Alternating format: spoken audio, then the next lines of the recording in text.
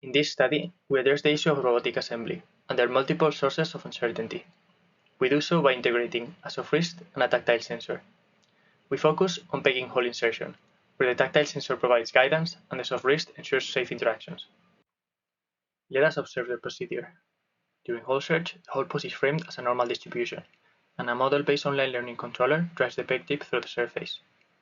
We monitor the overlap between the peg and the hole distributions, and spectral patterns on the tactile sensor analyzed by an autoencoder. Together, they trigger the insertion step.